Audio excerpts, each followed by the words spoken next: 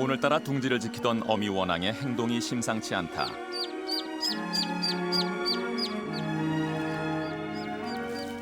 어미가 서성인 건 이유가 있다. 알을 품기 시작한 지 28일 만에 드디어 새끼가 깨어난 것이다. 깨어난 새끼는 모두 17마리. 드디어 어미의 신호가 떨어졌다.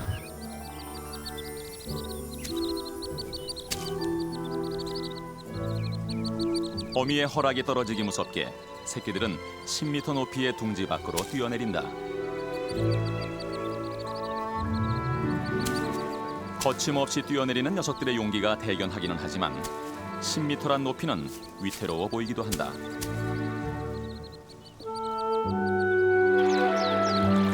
그렇게 세상 속으로 나온 녀석들. 18의 대식구가 살아갈 갑천에서는 과연 어떤 일들이 벌어질까?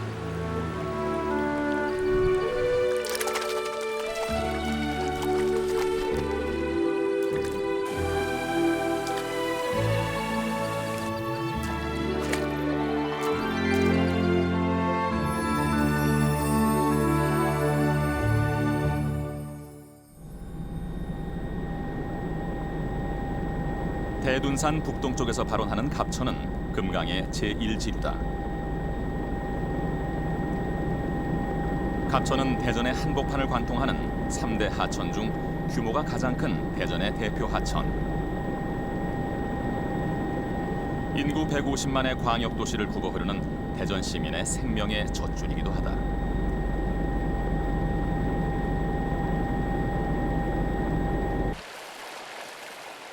갑천의 생명력은 도심을 조금 벗어난 상류에서부터 시작된다. 원앙이가 찾아간 물속 세상에서는 사랑이 꽃피고 있다.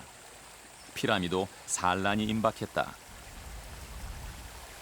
붉은 빛의 혼인색으로 치장한 수컷이 암컷을 유혹하고 있다. 그리고 잠시 뒤 드디어 산란이 시작된다. 하천 바닥에 산란장을 만들고 암컷과 수컷이 함께 들어가 알을 낳는다.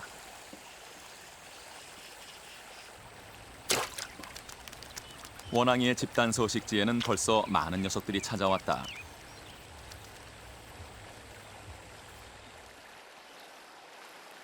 해오라기 못지않은 사냥의 명수 물총새도 여기 산다.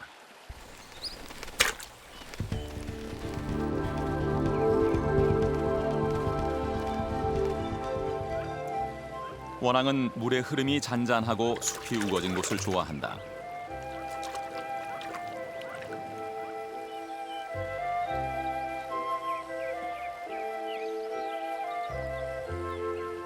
수초가 무성한 이곳은 원앙이의 삶의 터전으로 안성맞춤이다. 원앙은 우리 민족에게 가장 친근한 새 중 하나다. 천연기념물 제327호로 지정될 만큼 귀한 녀석이기도 하다. 원앙의 짝짓기철은 4월에서 5월 사이. 원앙도 역시 다른 새들처럼 수컷이 구애에 적극적이다. 원앙 수컷은 자신이 점찍어둔 이성을 넘보는 녀석에게는 무척 단호하다. 수컷 원앙에 대한 전문가들의 평가는 조금 엇갈린다. 부부애가 각별하다는 주장이 있는가 하면 부부 금실의 상징으로 불리는 것과는 달리 원앙 수컷은 바람둥이 기질이 많다는 것이다.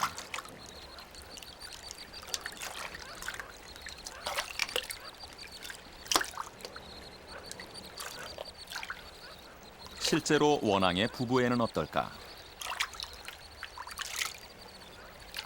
처음에는 원앙 침낭 해가지고 부부애가 좋다 뭐다 하면서 또 수컷이 이제 바람둥이다 이렇게 이제 혹자 얘기를 하는데 모든 동물이 수컷은 암컷을 좋아하는 동물이지만 특히 원앙은 그 암컷을 유혹하기 위해서는 맞은 그 자태, 그다음에 컬러풀한 그 옷 깃털, 그다음에 그의 행동 이게 굉장히 아름답거든요. 그러나 얘는 한 부부가 형성돼서 산란해서 부화에 들어가기 전까지는 수컷이 암컷을 굉장히 사랑합니다. 바람둥이는 이제 그 하는 행위라든가 다른 암컷을 찝쩍거리지만은 부부로 맺어진 원앙은 그래도 암컷을 사랑하는 지주 높은 새라고 생각합니다.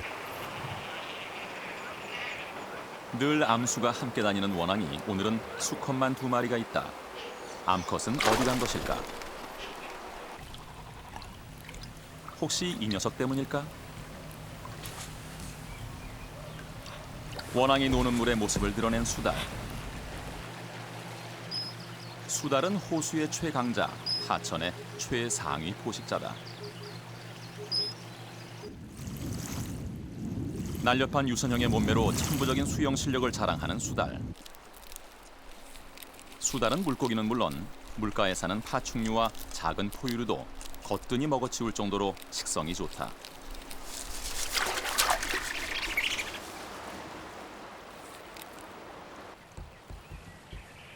그런 수달이 금실 좋은 원앙 부부를 노리는 모습이 촬영 기간 동안 여러 번 카메라에 포착됐다.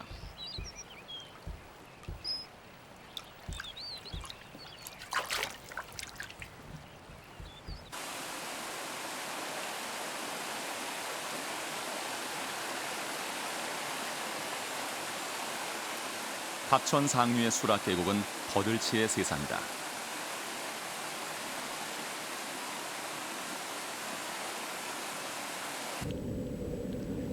버들치는 물의 온도가 차가울수록 더 잘 산다. 그래서 수질이 좋은 하천 상류의 계곡에 많이 서식한다.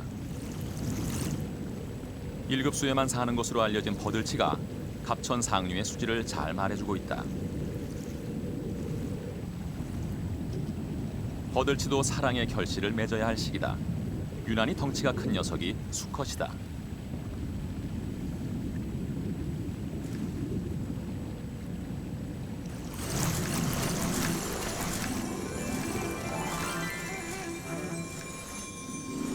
순식간에 일어난 폭풍. 수컷이 모래 속에 넣은 정자에 암컷들이 달려들어 산란을 한 것이다.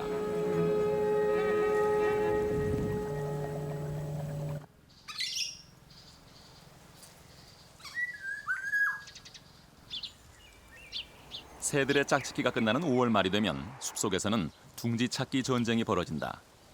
산란을 앞둔 찌르레기는 미루나무에 홀로 좋은 집을 차지했다. 찌르레기 둥지 옆에서 만난 녀석은 큰 오색 딱따구리.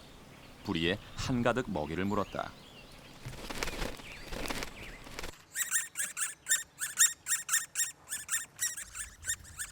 딱따구리의 새끼들은 엄마가 열심히 먹이를 물어다 먹인 덕에 제법 많이 자랐다. 그런데도 새끼들은 엄마가 물어온 먹이를 차지하기 위해서 늘 야단법석이다. 딱따구리는 고사한 미루나무에 구멍을 내 둥지를 만들었다. 새끼들을 키우기에는 안성맞춤인 집이다.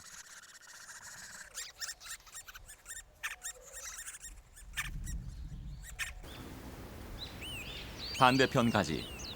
딱따구리가 파놓은 또 다른 구멍에는 다른 녀석이 살고 있다.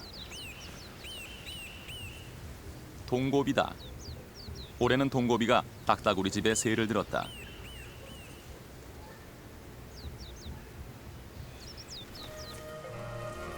남의 둥지를 빌려 살지언정 자연의 집을 장만한 녀석들은 그나마 행운이다. 둥지를 찾지 못한 박새는 아쉬운 대로 전신주 구멍에 자리를 잡았다.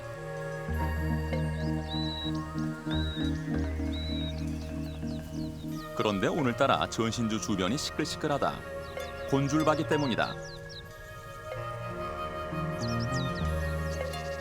박새의 집이 탐이 나는지 곤줄박이는 호시탐탐 박새의 집을 노린다.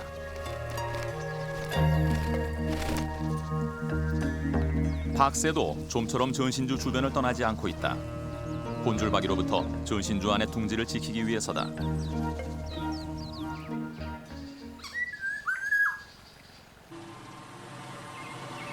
원앙은 차가 다니는 길 옆 버드나무 구멍에 둥지를 틀었다.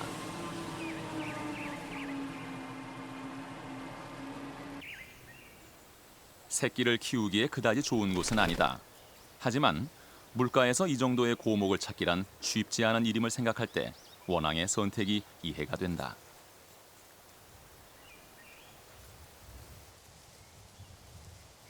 원앙의 둥지 안에는 모두 23개의 알이 있다. 원앙은 보통 한 배에 10개에서 14개 정도의 알을 낳는다.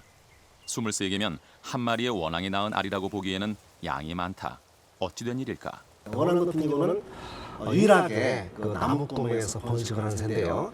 특히 나무구멍에서도 새끼가 뛰어내려서 다치지 않을 정도, 다시 말하면 물가 같은 것을 좋아하는데 이런 물가 옆에 있으면서 오래된 나무구멍이 흔치 않거든요. 그래서 좋은 조건이 그 둥지가 생성되면 여러 마리 암컷이 서로 알을 낳기 위해서 덤벼드는 현상이죠. 그러니까 주택난이라고 볼 수 있죠. 어떤 면에서는 고급 주택을 서로 낳는 그런 현상. 누가 낳은 알인지는 몰라도 원앙은 모든 알을 가슴에 품는다.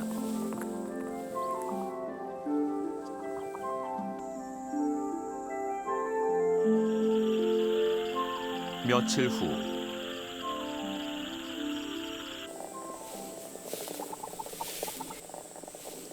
새끼가 태어났다. 엄마 품속에서 지낸 지 약 한 달 만이다.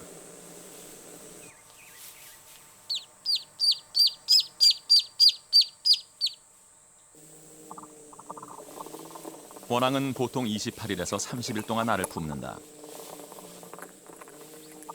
새끼가 알을 깨고 나오는 동안 어미는 쉴 새 없이 새끼의 부화를 돕는다.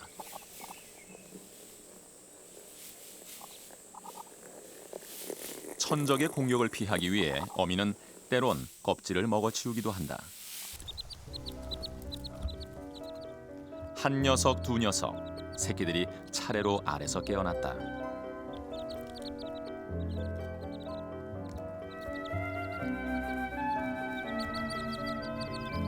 그러기를 꼬박 24시간. 모두 17마리의 원앙이 세상으로 나왔다.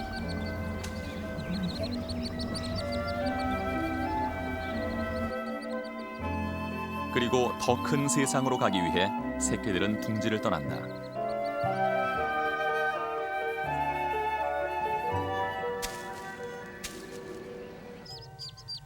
다른 형제들과는 달리 막내는 한참을 망설이다가 마침내 용기를 낸다.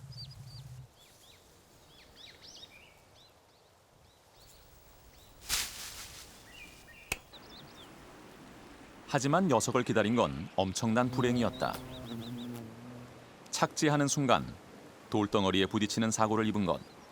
목숨이 위태로워 보인다. 어미는 아직도 둥지 근처를 서성이고 있다. 둥지 밖을 벗어나는 순간까지 애를 태우던 막내가 보이지 않기 때문이다.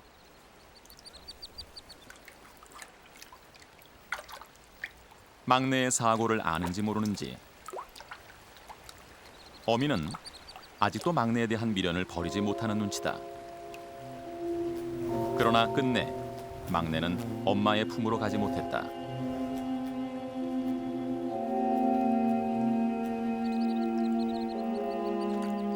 어미는 둥지 아래서 2시간이 넘도록 서성이다. 결국 나머지 새끼들만 데리고 둥지를 떠난다.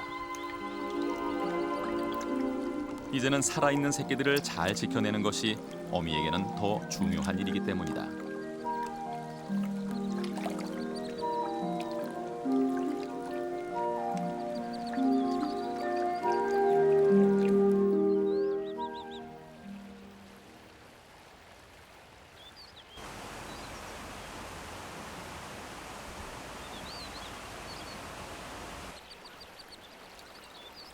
원앙이네는 이곳 갑천상류를 삶의 터전으로 정했다. 수초가 우거지고 물살이 잔잔해 원앙이 대가족이 살기에 좋은 곳이다.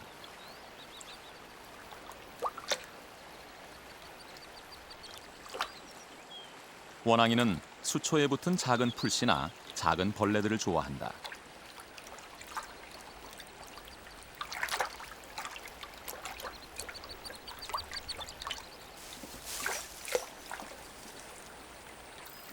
원앙이와는 이웃사촌격인 흰뺨 검둥오리.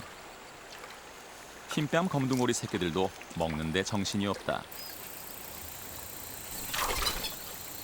흰뺨 검둥오리와 서식지가 비슷한 이 녀석은 쇠물딱.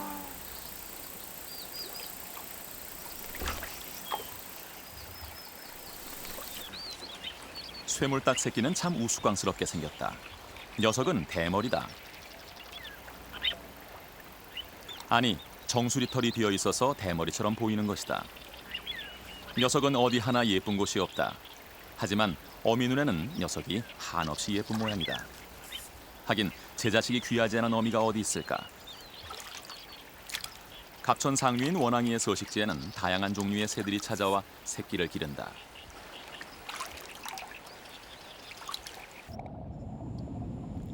새들이 살기 좋은 이곳의 물속 사정은 어떨까?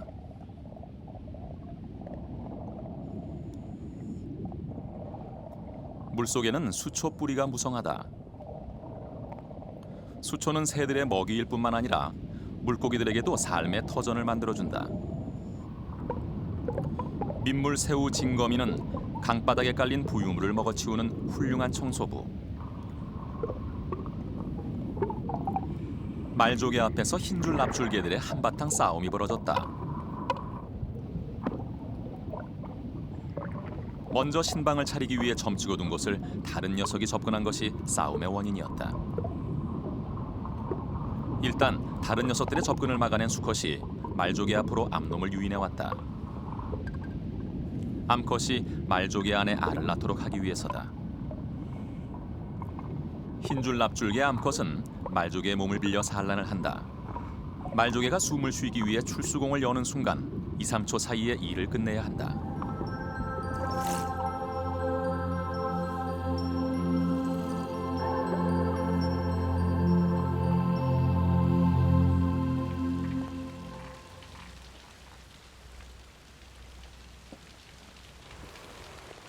비가 내리는 날엔 새들은 여간에선 둥지를 떠나지 않는다.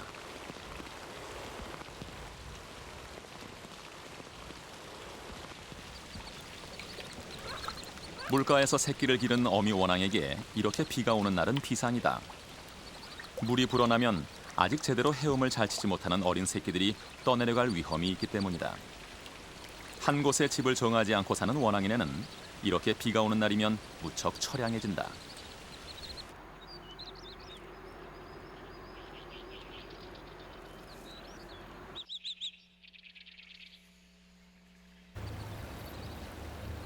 오늘따라 원앙어미의 눈초리가 매섭다.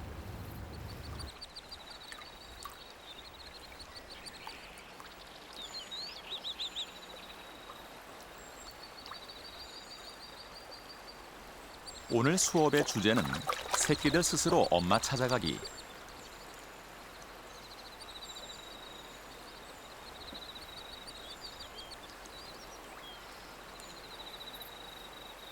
어미는 절대 도와주는 법이 없다. 새끼들이 스스로 살아갈 수 있도록 훈련을 반복해줄 뿐이다.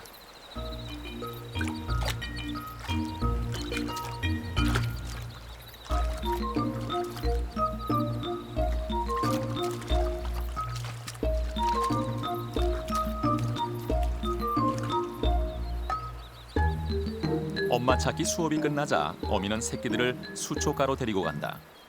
수업을 잘 받아서 상을 주는 것이다.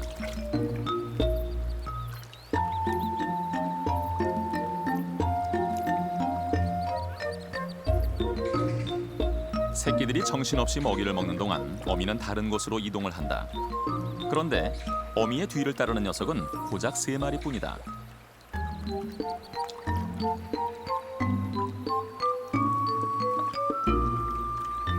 다른 녀석들은 먹는 데만 정신이 팔려 엄마가 어디로 가는지도 모르고 있다. 녀석들이 뒤처져 있는 것을 눈치챈 어미가 되돌아왔다. 역시 새끼 기르는 일은 쉽지 않다.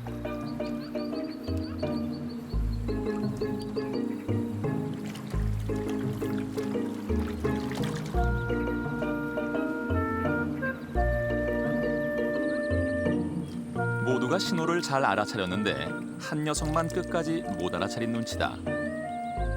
어디나 조금 눈치 없는 녀석들은 있기 마련이다.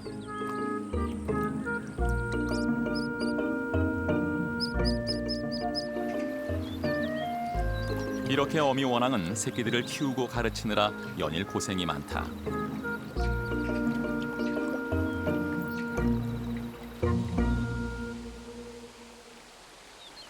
새끼의 부화와 양육은 전적으로 암컷의 책임. 수컷은 좀처럼 눈에 띄지도 않는다.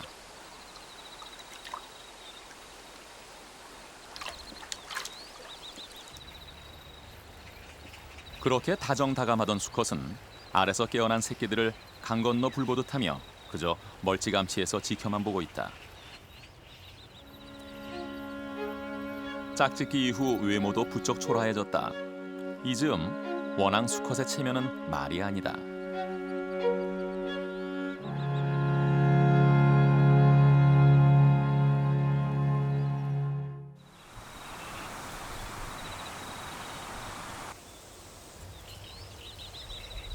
계절은 바야흐로 본격적인 여름.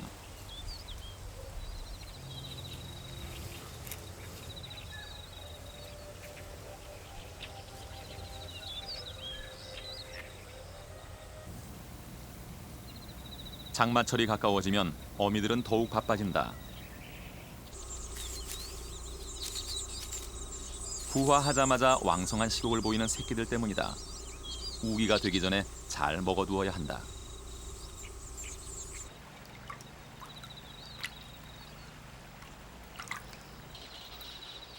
백로들도 마찬가지다.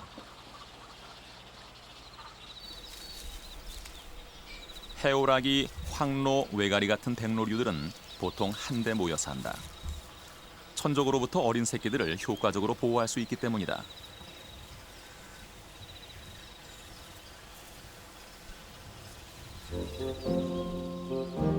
쇠백로의 새끼가 세상의 모습을 드러냈다.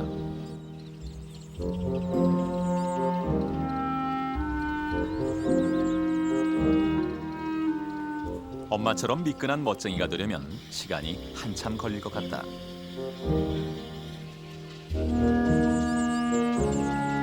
갑천의 자연 하천 구간에 사는 백로떼는 약 1000여 마리. 자연 하천에는 새들의 먹이가 되는 물고기가 풍부하게 살고 있기 때문이다.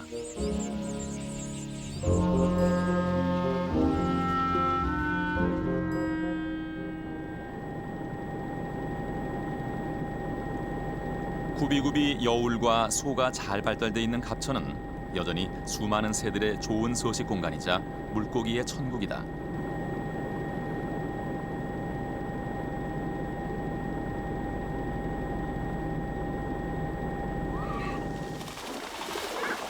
뿐만 아니라 아이들에게도 더없이 좋은 놀이 공간이기도 하다.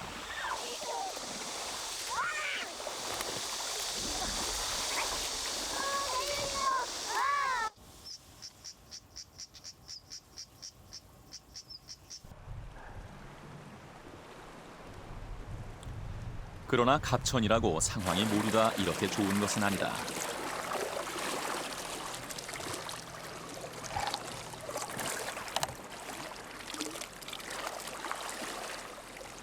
하천에 어떤 어종이 살고 있는지를 살펴보기 위해 그물을 들어올리기를 여러 차례.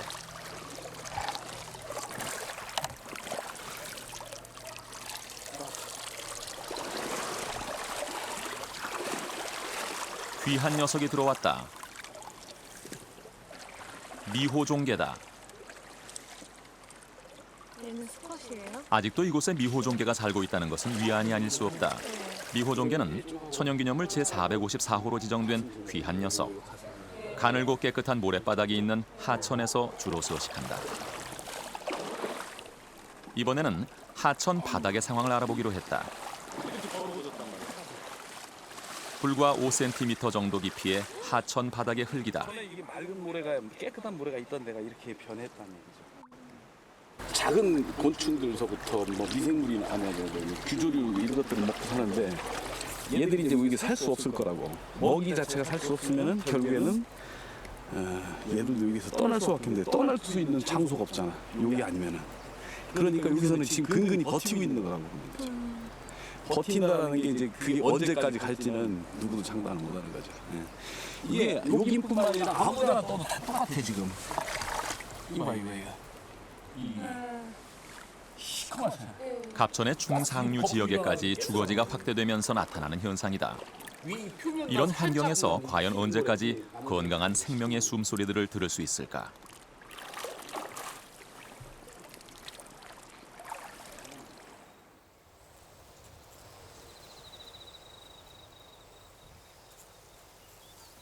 하지만 도시의 하천에도 서식 환경이 좋은 곳에는 어김없이 생명은 찾아온다. 희귀새인 덤불 해오라기가 도심에서 그리 멀지 않은 갑천 중류에 서식하는 것도 바로 그 때문이다. 천적의 눈을 피해 수초들이 우거진 숲 사이에 둥지를 튼 덤불 해오라기.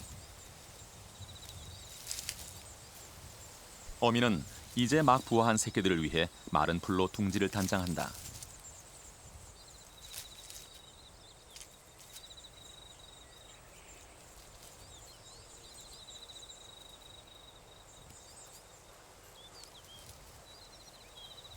어미가 목을 길게 빼고 깃털을 부풀려 몸집을 커 보이게 하고 있다. 우리를 침입자로 생각하고 새끼들을 보호하려는 행동이다.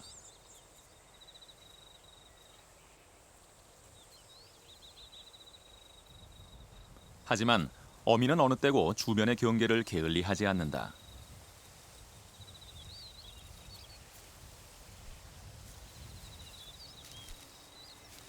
웅덩이 근처의 풀숲은 덤불 해오라기의 주 활동 무대.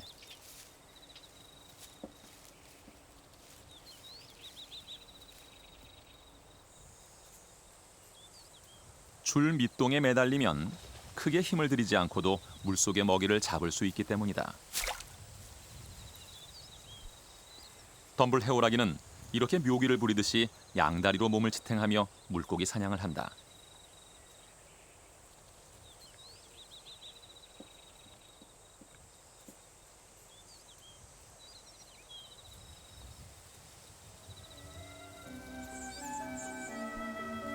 어느 집이나 새끼들은 식탐이 많다. 덤불 해오라기네도 마찬가지다. 많이 먹은 녀석은 빨리 성장할 수 있는 법. 어쩌면 새끼들이 식탐을 하는 것은 강해지기 위한 본능일지 모른다.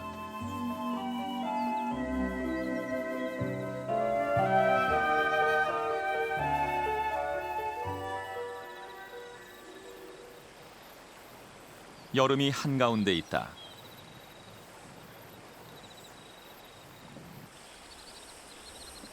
그 사이 새끼 원앙들도 많이 컸다. 어떤 녀석은 덩치가 벌써 어미만한 녀석도 있다.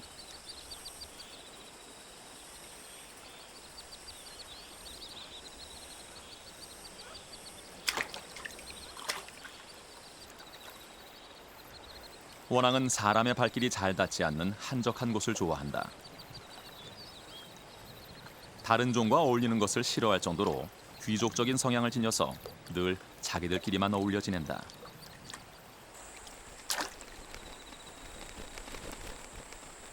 오늘도 물가에서 가장 부지런한 녀석은 물총새다. 원앙이네는 오늘 기동 훈련 중이다.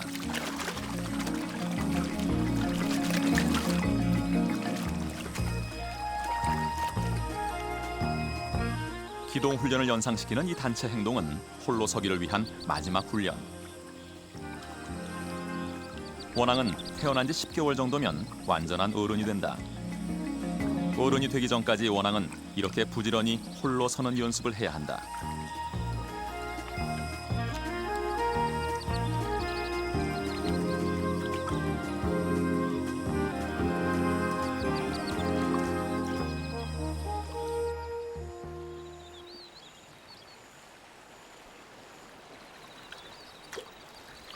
한가로운 오후,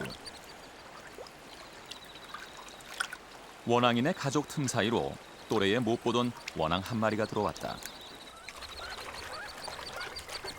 녀석을 보자마자 어미가 무섭게 쫓아낸다.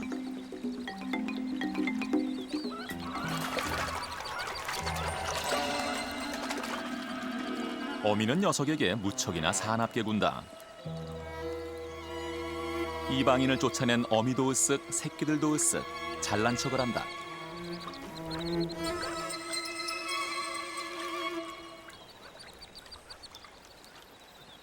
그런데 녀석은 이 숲속에서 어쩌다가 외톨이가 됐을까? 외로워서 그럴까? 녀석은 혼쭐이 나고도 떠날 생각을 않는다.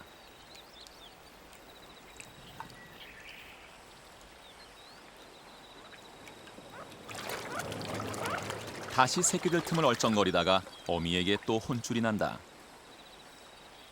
원앙은 자기가 낳은 새끼가 아니면 절대로 받아주지 않는다.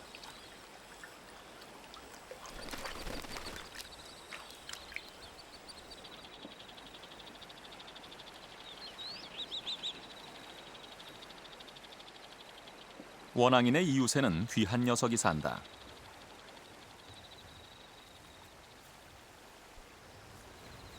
희망의 상징 파랑새. 그런데 이 녀석들 너무 못생겼다. 여간에선 볼 수 없는 귀한 녀석들인데 새끼의 생김새는 어미와 영 딴판이다. 이 파랑새는 스스로 둥지를 짓지 않고요. 그 까치가 번식한 후 그 둥지를 이용하거나 그다음에 오래된 나무 구멍, 수동에서 번식을 하고요. 또 가끔은 사람이 만들어 놓은 새집 이런 곳에서도 번식을 하는 그런 새입니다.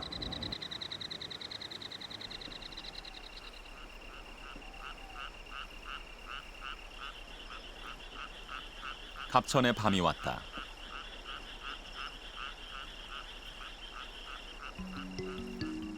어두운 밤의 갑천에서 유독 빛나는 녀석, 애 반딧불이다. 불빛으로 사랑의 신호를 주고받는 반딧불이는 맑고 깨끗한 청정 지역에서만 산다.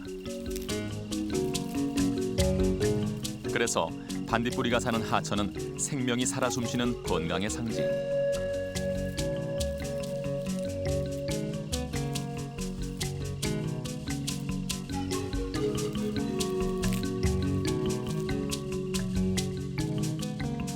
반딧불이가 살기 좋은 곳은 원앙이 살기에도 좋은 곳이다. 대전을 관통하는 3대 하천 중에는 갑천 줄기에 반딧불이 서식지가 가장 많다.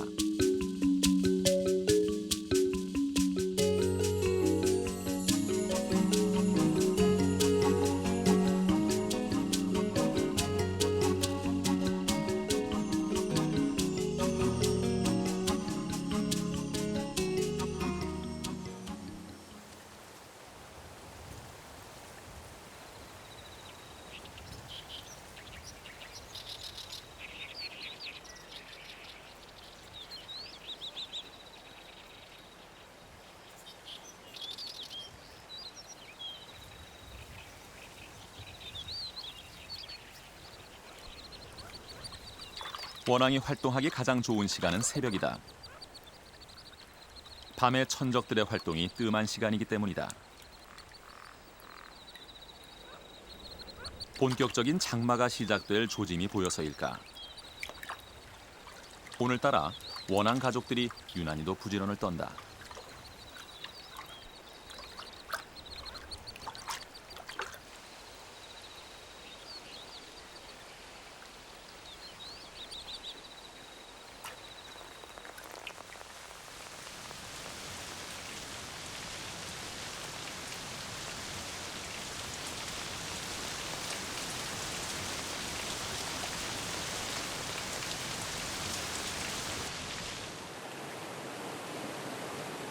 비가 그치고 하천은 범람의 위기를 맞았다.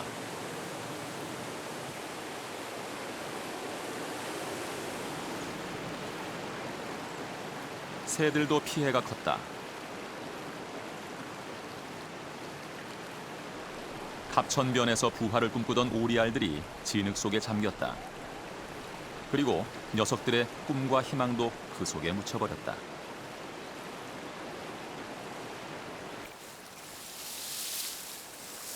물은 갈대 숲까지 휩쓸고 지나갔다.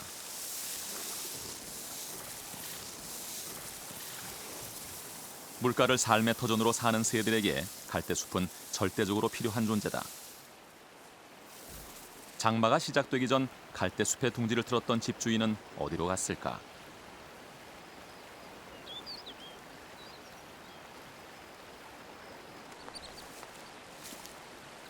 원앙인에도 비 피해가 컸다.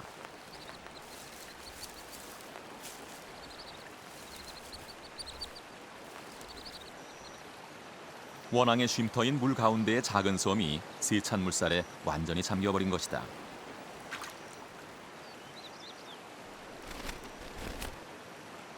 이제는 천적을 피해 숨을 만한 공간이 마땅치 않은 상황이다.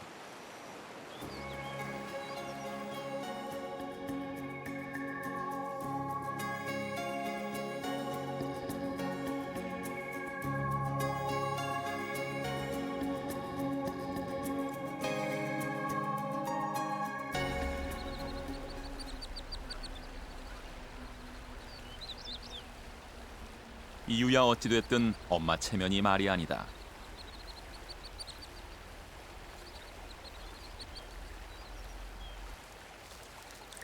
그래도 새끼들은 불평 없이 잘 논다. 역시 동심의 세계는 걱정이 적다.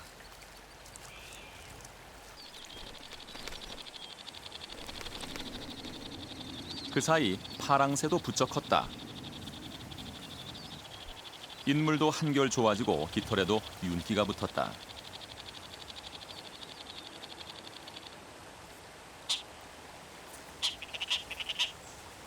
이젠 목소리도 제법 어미랑 비슷하게 야물었다. 5월경에 우리나라를 찾아오는 여름철새 파랑새. 희망의 상징으로 불린다. 파랑새를 보는 것만으로도 좋은 일이 생길 거라 여길 만큼 환영을 받는 새다. 합천에서 파랑새를 만난 것은 우리에게도 행운처럼 여겨졌다.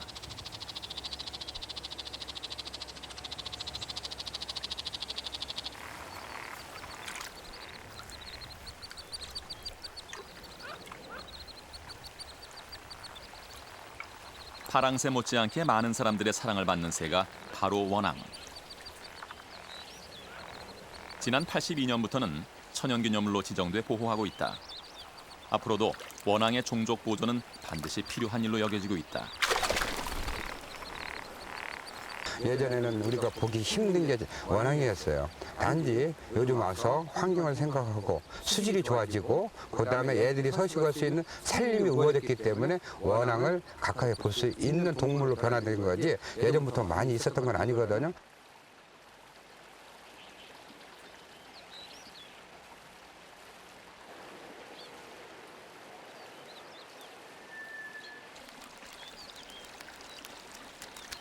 초원과 계곡을 뒤덮었던 물이 빠져나가고 물가에는 다시 평화가 찾아왔다.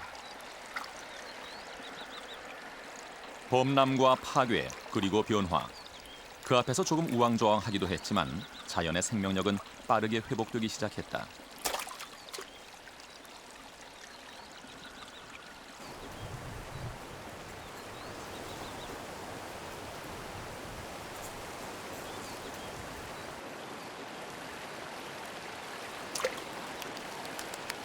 해오라기도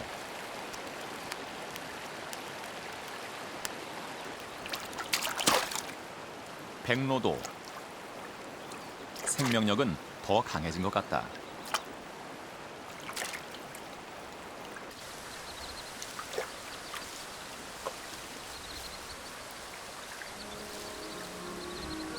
오늘은 원앙이네가 이사가는 날.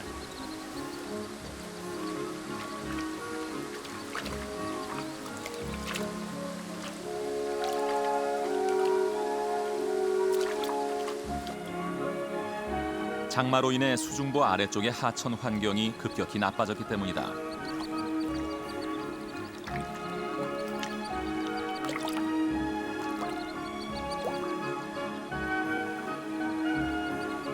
어미는 줄곧 새끼들을 독려하고 있다.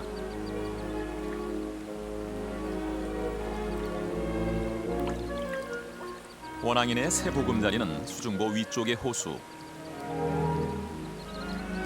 수중보를 가로질러 가야 한다.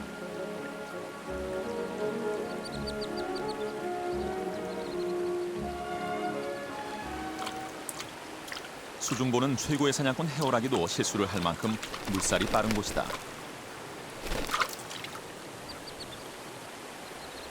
과연 이곳을 원앙이 가족 모두가 무사히 모두 건널 수 있을까?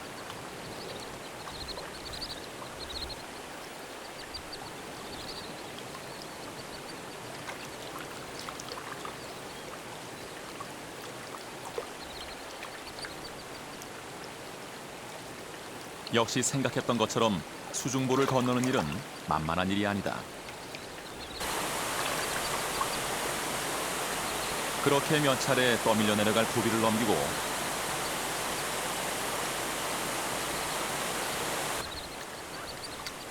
원앙이네는 가족 모두 무사히 수중보를 건넜다. 하지만 수중보 위쪽으로 가려면 지금이 가장 큰 고비.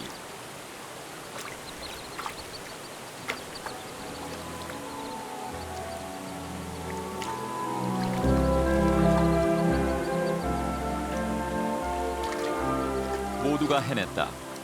한 녀석도 낙오 없이 가족 모두 무사히 새 터전으로 이사를 마쳤다. 이제 원앙이네는 이곳에서 새로운 생활을 시작할 것이다.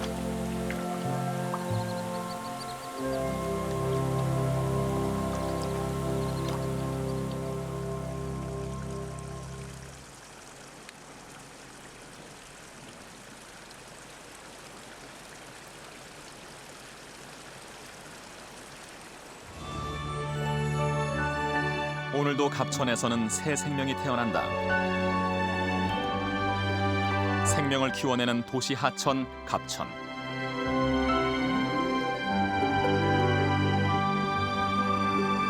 2007년 여름, 우리는 이곳에서 용솟음치는 생명의 이야기와 만나고 우리 곁을 흐르고 있는 갑천은 그래서 더욱 소중하다.